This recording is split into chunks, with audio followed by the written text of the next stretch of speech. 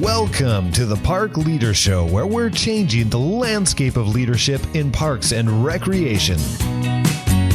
And now, your host, he said what you think he said. It is Jody Maberry.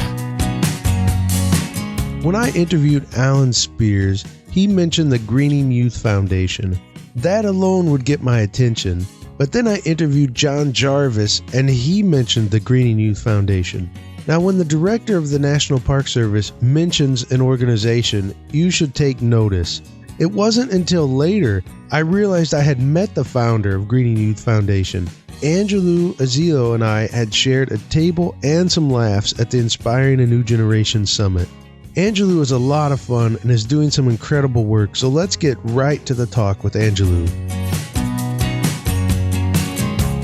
In recent episodes of the Park Leader Show, Greening Youth Foundation was mentioned not once, but twice.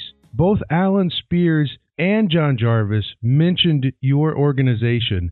So I want to start right there. What have you done where the director of the National Park Service singles out the work of your organization? Isn't that awesome? I'm so excited to hear that. And even our buddy Alan Spears, for him to mention our organization as well is quite an honor. I mean, fans of both of those guys. And I just think the work that we're doing is really resonating with not just them, but the whole industry in terms of what's needed right now, because our focus at Greening Youth Foundation is really engaging underrepresented youth and diverse youth and young adults, connecting them to the outdoor world and careers in conservation. So understandably, someone like Director Jarvis, who has this focus on and really a mandate to diversify the workforce of the National Park Service as well as the attendees, knowing that there's a youth corps out there that's working specifically to make sure different groups and ethnicities are aware of these natural gifts and places that people in a lot of communities aren't even aware of.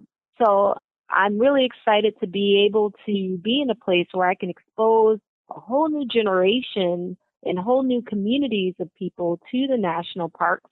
And then from Alan Spears' perspective with the National Park Conservation Association, he does a lot of advocacy work to make sure the parks continue to be around for future generations. And he's also very passionate about making sure everyone is aware of this resource. So I'm really happy to hear Greening Youth Foundation being uttered by two men like that. Well, I know you don't do the work for recognition, and Greening Youth doesn't do the work for recognition, but it sure is nice to get recognized like that. Exactly. I mean, when I saw that, someone sent it to me, the interview that you did, and then someone else sent to me, and then I heard from you. I was like, wow, this is pretty cool. Because you're right. I mean, obviously, this work that we do, our whole team here, we're very passionate about it. And we have to remind ourselves to look up sometimes because our heads are down often really doing a lot of the program work and the outreach work. I mean, obviously, it's my job as CEO to make sure people are aware of this work that's being done. So I was quite happy to hear that our organization work and the reputation of it is being spread by the likes of Director Jarvis. That's a pretty cool thing. Yes, it is. Let's take a little step back because I was so excited to just talk about Alan and Director Jarvis mentioning you, but let's hear the story of how you founded Greening Youth Foundation. Sure. So believe it or not, my background is law. My background is as an attorney, but from a young child, my parents, I'm one of three, and I grew up in Jersey City, New Jersey, but my parents had this 45-acre home in upstate New York with this land, and every summer we would escape and go to Scio, New York, these long road trips, stopping on the road and on the sides of the road and just really taking in nature. But what awaited me is what I think shaped who I am today and will continue to have such a profound effect on me, because it was just was a very, very modest home. It's like an old farm home that we all kind of stayed in. But there were just these amazing woods and like salamanders and little snakes that lived on the side of the house. And we would go hiking every morning to find blueberries for my mom to make pancakes. I mean, it was just an incredible introduction and experience with nature. I just learned so many amazing things, had so many fond memories there with my siblings. So we would go back and forth every summer. We would make sure my parents, for some reason, just wanted us to have that experience. So that was always in me, this experience and this connection with this childhood playland, basically in upstate New York. So then I go on and I go to Spelman College, and I always kind of knew, I've been surrounded by lots of people like my mom and grandmother, entrepreneurs, but always doing for other people and very concerned about the world that we live in and so forth. So after I go off to law school and dabbled a little in environmental law there, but it certainly wasn't my focus. I was looking more at public interest law. So I got out and practiced law and did some corporate transactional work for a boutique firm in New Jersey. And then after that is really when I got my introduction to conservation, land conservation. So I started working for the Department of Agriculture doing farmland preservation, believe it or not. And through that work, I think is really when I started to realize that I could combine what I love with the profession and actually make a career of theirs. So I had no idea that what was happening when I was 8, going upstate New York, was really transformative and just shaping who I would become and what my contribution to society would be. So I started doing this farmland preservation, and it was really, New Jersey doesn't always get known for it, but Garden State, they did some innovative things even back then in the early, I guess that was the late 80s, just of doing permit deed restricting farms to make sure farmers who were experiencing financial strife would have money, but so that the land would be permanently restricted so that it couldn't get developed. So I was the attorney doing a lot of those closings. And that's when my eyes opened up to the land and world of conservation. So from there, I started working for the Trust for Public Land out of their New York and New Jersey offices, working on their Parks for People programs and so forth. And that was really where I saw that connection between people and land and conservation. And quite frankly, that's when I started seeing that it was really homogeneous, that there weren't really many people in the field that looked like me. I'd go to these meetings and I'd be one of 200 in these big, especially dealing with farmers, of the only brown person in the room.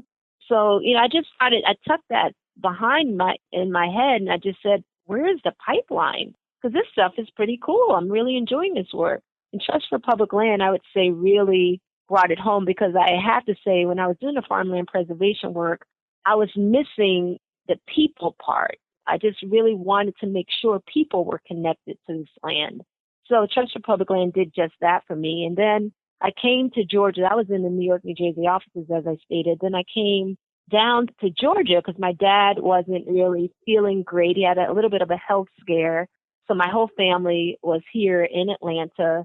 I had met my husband in University of Florida, so in Gainesville. So we were familiar with the Florida and Georgia area. So we decided we wanted to move to Georgia to be closer to our parents, so that our 2 boys, we have 2 sons that were going through asthma and so forth. So all of this is kind of like a perfect storm, because I'm trying to figure out what are these environmental factors that are affecting their health and causing them to have this asthma. They'd been vegetarians from birth, and I was very conscious of the food that they were eating, yet they were still having these issues.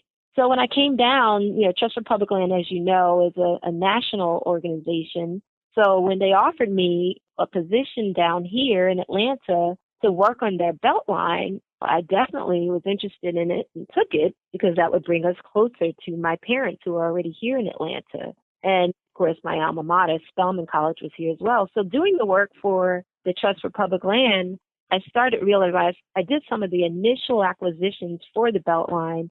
And I just realized that there was like a big gap between the land that it was my job to acquire and then the people that were surrounding these large acquisitions in the communities. They just weren't engaged. They weren't at the table. And these are often communities of color.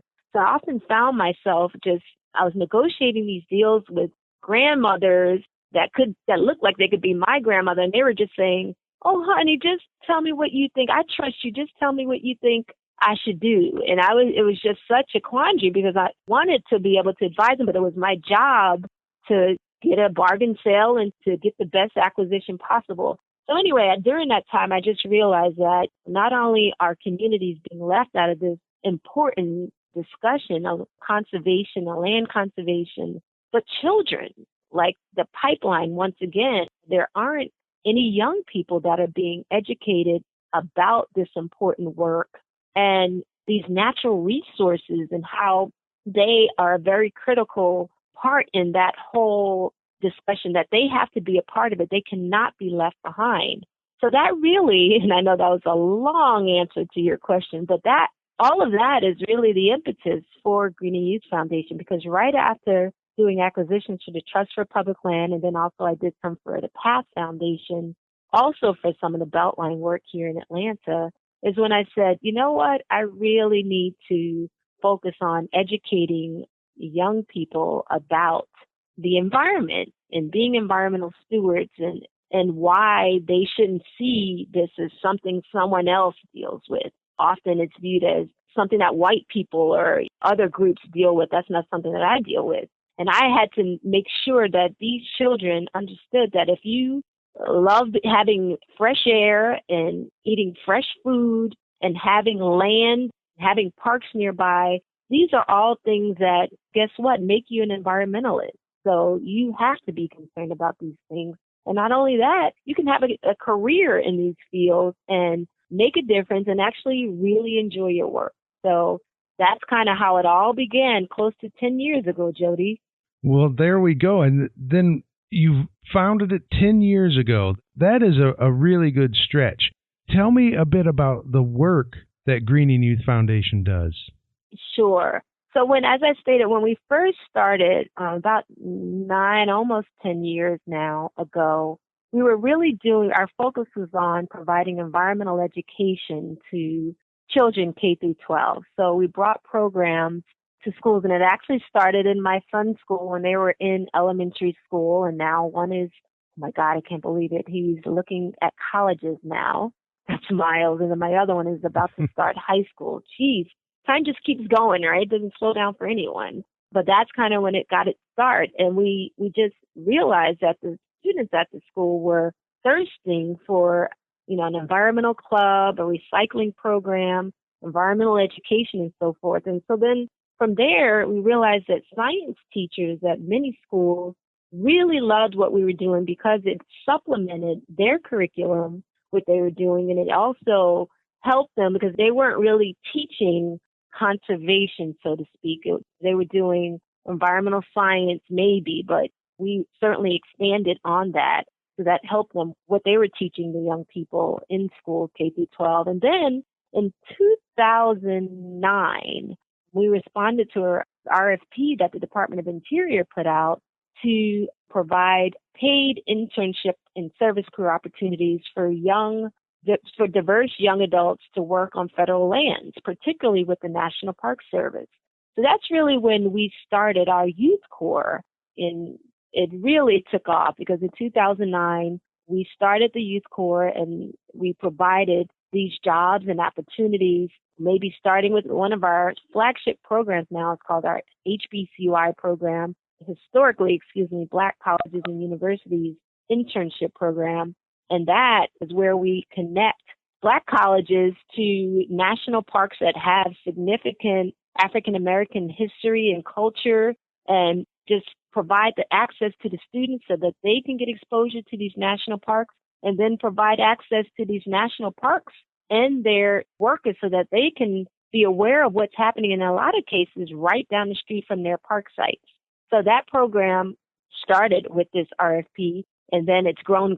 This year it started with maybe 9 interns and a few park sites, and now we're at 50 interns and I think something like maybe 25 different park sites. So it's really, really, and that's probably one of the programs that we're really proud of, and we work closely with the Park Service on, particularly Director John Jarvis and George McDonald.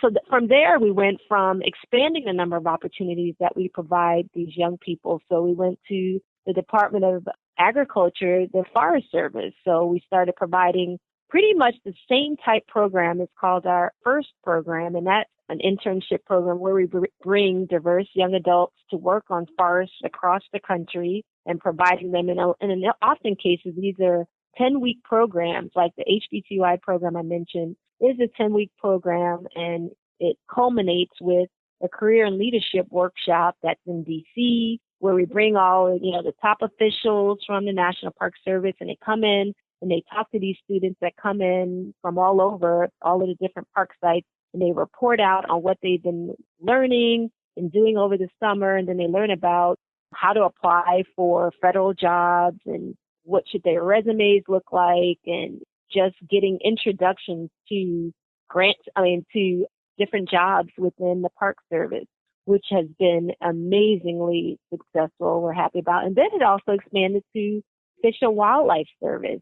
And now we're actually waiting to hear from Borough Reclamation. So I guess what we've done is really provided an outlet, not only for these federal agencies to tap into, to look for diverse young workers that are very interested in doing natural resource management type work, but also to all of these young adults that would not really have been exposed to these type of experiences or these natural resources that a lot of them haven't heard much about.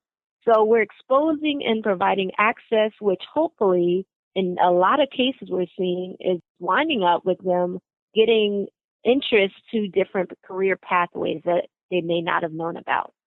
Well, you and I met in West Virginia at the Inspiring a New Generation Summit, and we were lucky enough to be at the same table during some of the exercises and even had the chance to really rock the whiteboard together. So that was a real treat for me. That's right. But I do recall when I first met you and you were talking about what you did, you said that parks can't say that they cannot find diverse employees anymore. And I wanted you I wanted you to touch on that and explain, because that's something that comes up a lot, is parks saying we're interested in having a diverse staff, but we just can't find them.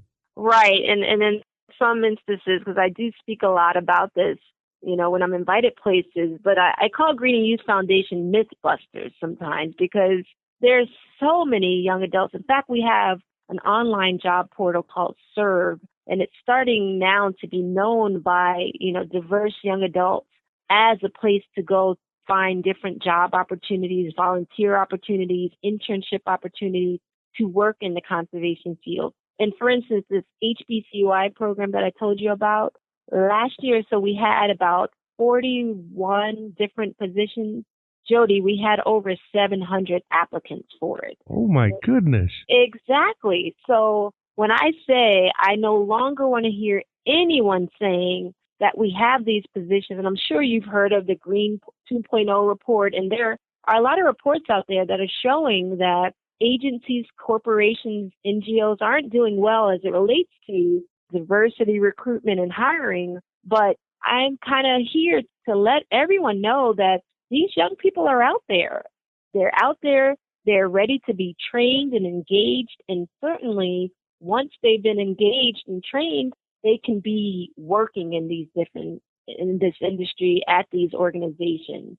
So that is when it's like nails on a chalkboard to me when I'm in a meeting and I hear people saying, well, we really would like to hire more diverse youth and young adults, but we just can't find them. I'm not sure if there's an interest there.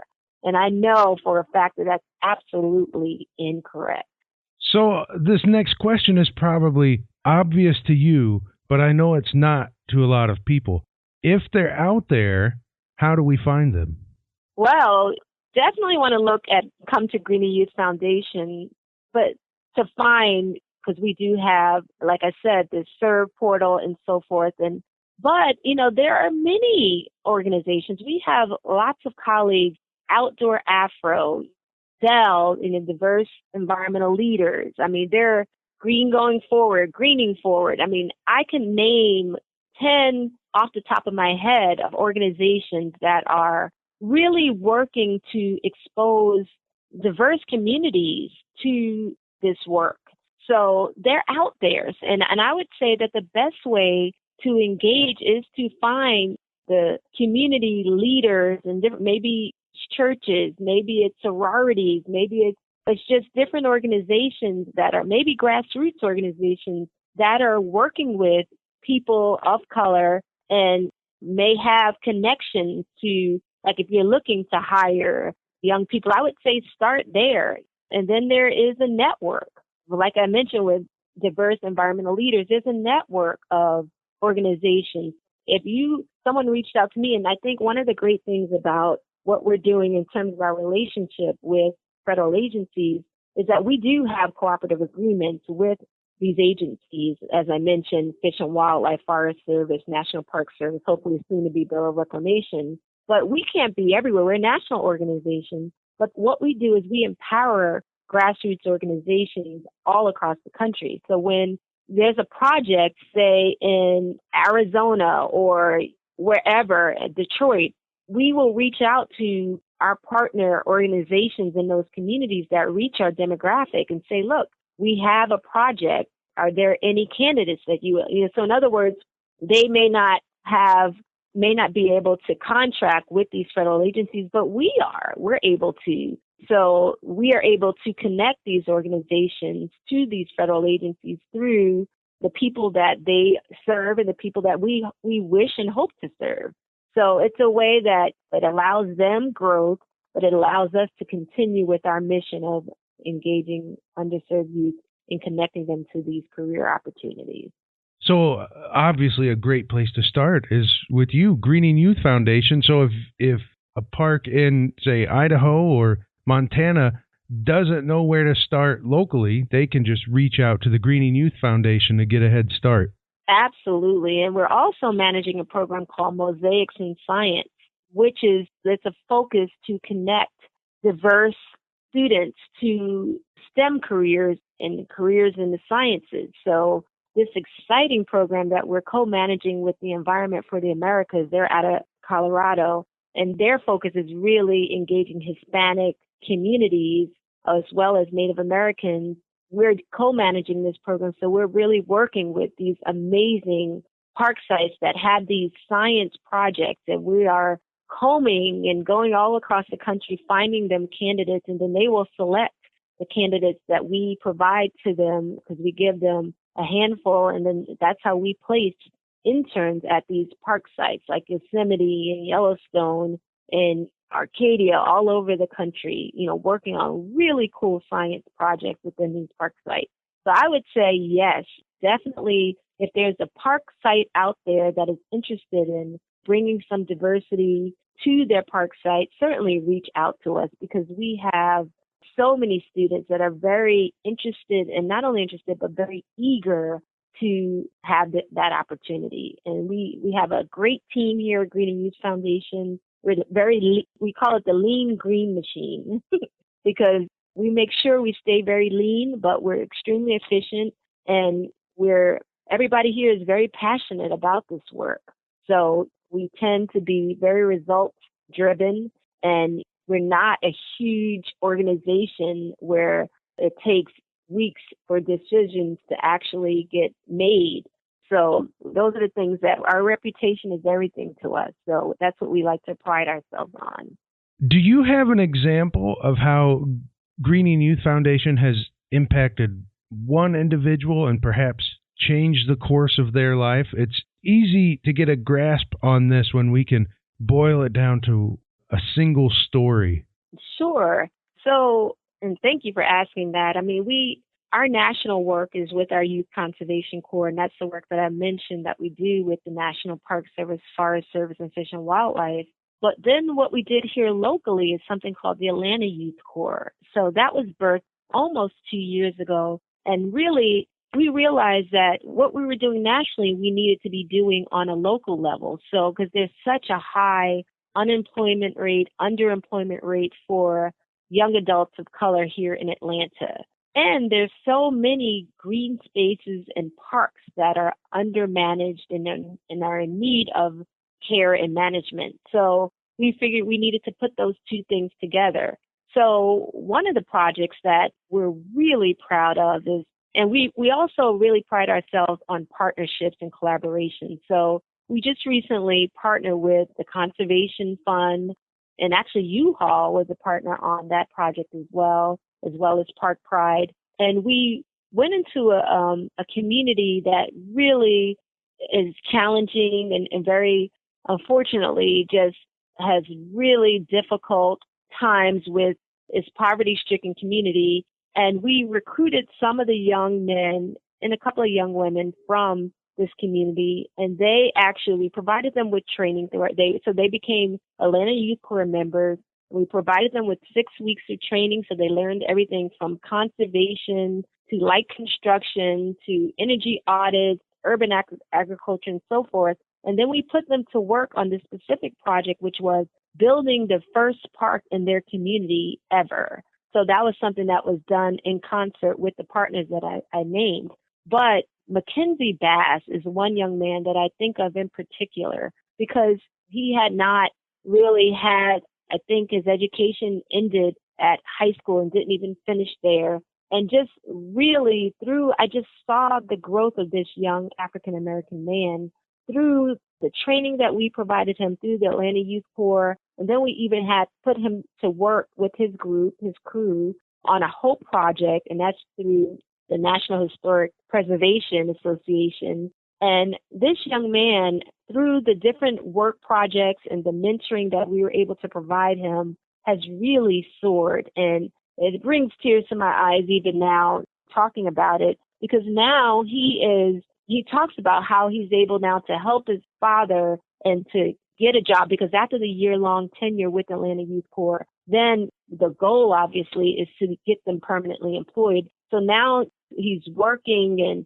able to contribute to his household, and he just feels like there's hope for him and hope for this community that he was vested in and put the first neighborhood park there. So that's just one example, but through all of, even because what we do at Greening Youth Foundation is we feel that there's a need to cover all students, not just the ones that are college bound and are in college, because let's face it, not everyone can afford to go to college. So we realized that there were a major swath of communities being left out that weren't going to colleges. And that's what the Atlanta Youth Corps is all about, providing trades to these young people and skills so that they can do things. Maybe it's with their hands, maybe it's, gardening and urban, because there's a big urban agriculture movement, so that they too can be contributing members to their society, so that we can tell their success stories and they could pass this on to their children, because a lot of them have children.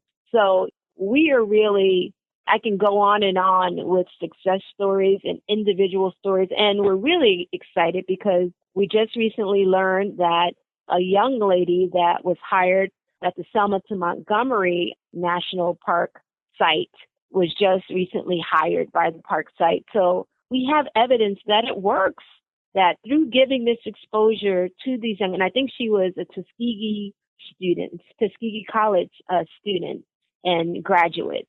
So by providing this exposure to these young, brilliant, diverse young people, they are not only getting this access that they may not have gotten before, but they're falling in love with it. So they're saying, you know what?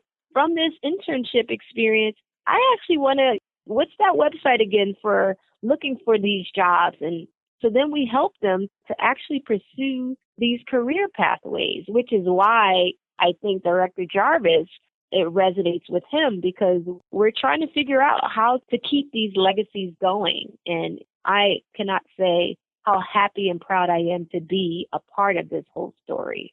That is a great story. I have just a couple more items I'd like to hear about briefly. You're just involved in so much good stuff. It's hard to squish it all into this one interview. What is the Greening Youth Public School Initiative?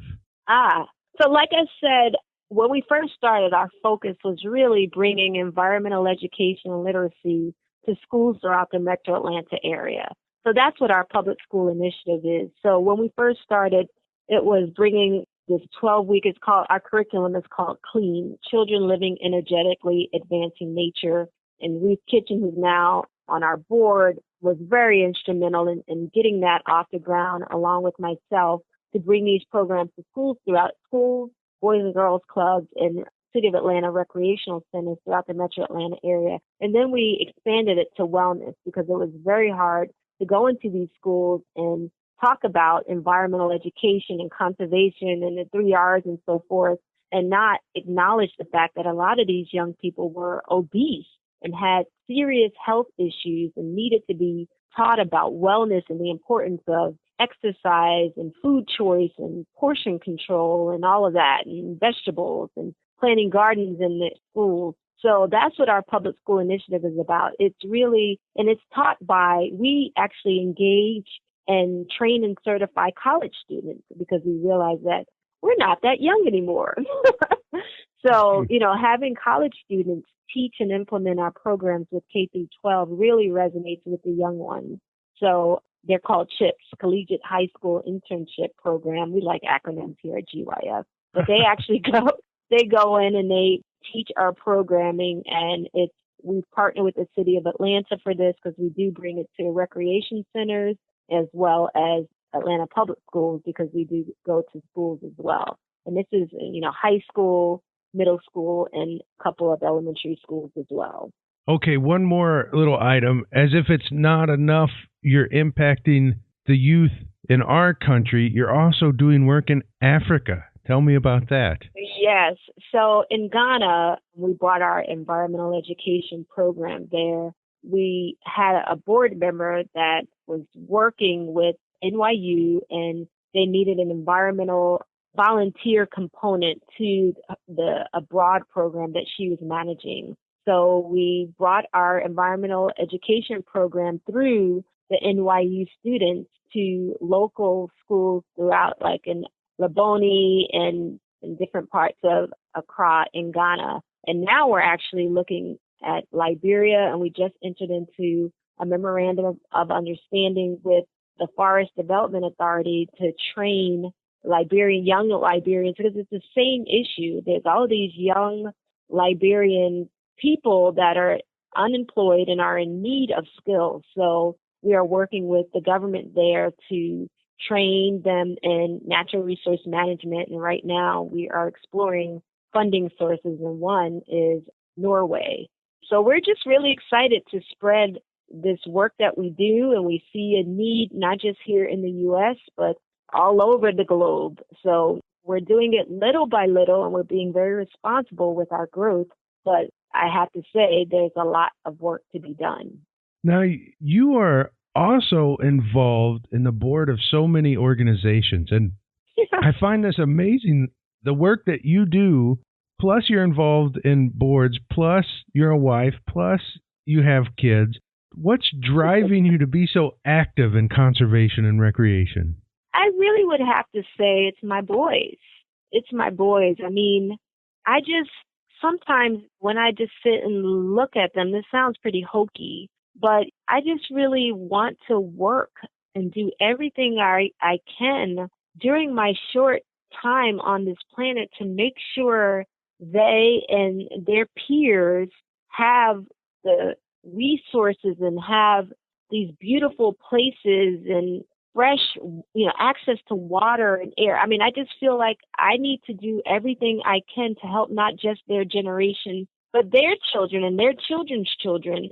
And I don't feel that I can rest until not only I know that I've done everything possible, but I also have to, there's so many young people out there that don't have access and I feel like because my sons were born to myself and my husband, they're smart boys and they're really, really great boys, but they pretty much are lucky. Someone just said ovarian lottery because they were born to us. What about the young people that were born to people who weren't quite ready to have children, that shouldn't have had children.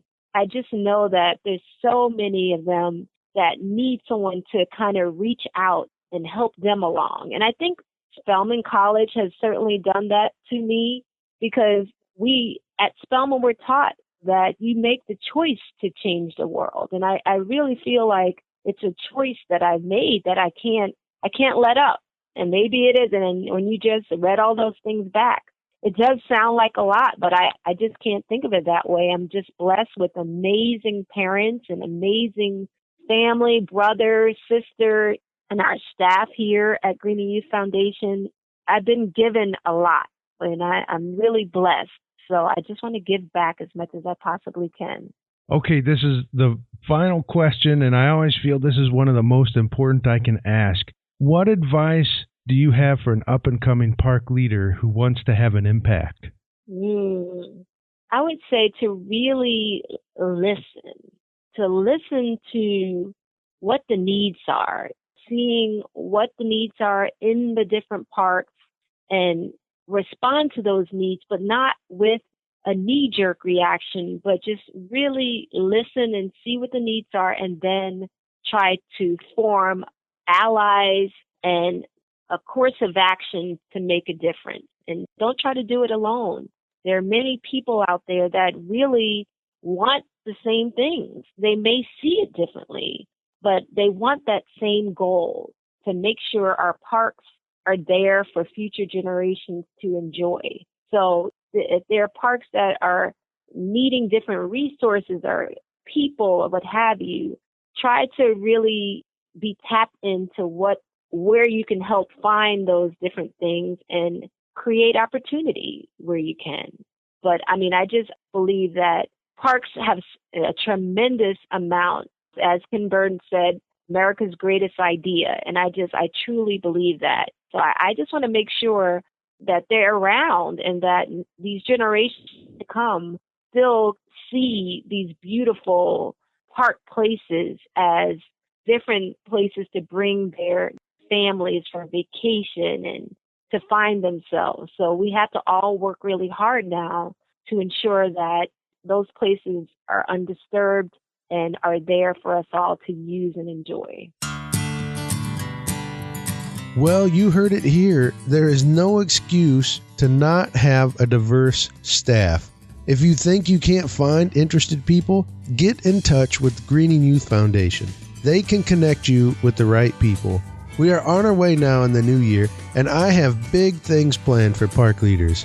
I would be delighted if you would reach out and just say hello. You can reach me at jody@parkleaders.com.